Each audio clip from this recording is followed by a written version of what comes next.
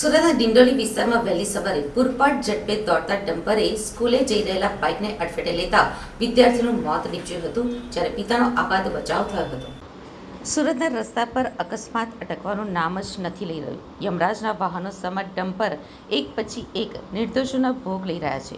ત્યારે ડિંડોલી વિસ્તારમાં વહેલી સવારે પૂરપાટ ઝડપે દોડતા ડમ્પરે સ્કૂલે જઈ રહેલા બાઇકને અડફેટે લીધું હતું, જેમાં પિતાનો બચાવ થયો હતો, જ્યારે વિદ્યાર્થીનું મોત નીપજ્યું હતું, જેથી લોકોમાં રોષની લાગણી જોવા મળી હતી. ડિંડોલીમાં વહેલી સવારે અકસ્માતની ઘટના બની હતી. સ્કૂલે જતા વિદ્યાર્થીને 60 પોઈન્ટથી નવાગામ જતા બ્રિજ ઉપર અકસ્માત સર્જાયો હતો.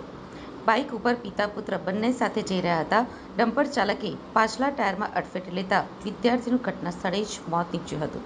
પિતા તુકારામનો ચમત્કારિક રીતે બચાવ થયો હતો. GJ05FZ0499 નંબરની સ્પ્લેન્ડર બાઇકથી જતો હતો અને એ વિદ્યાર્થી, જ્યારે GJ21Y0912 નંબરના ડમ્પર ચાલકે વિદ્યાર્થીને અડફેટે લેતા આ અકસ્માત થયો હતો. લિંબાયત નીલનગરીની સાર્વજનિક સ્કૂલમાં વિદ્યાર્થી અભ્યાસ કરતો હતો. 15 વર્ષીય સાહિલ તુકારામ નાયક નામનો વિદ્યાર્થી સાર્વજનિક સ્કૂલના મરાઠી માધ્યમ ધોરણ 10માં અભ્યાસ કરતો હતો. આ અકસ્માતની જાણ થતાં જ પોલીસ અને ઇમરજન્સી સેવા 108 ઘટના સ્થળે પહોંચી હતી, પરંતુ તે પહેલા જ વિદ્યાર્થીનું મોત નીપજ્યું હતું.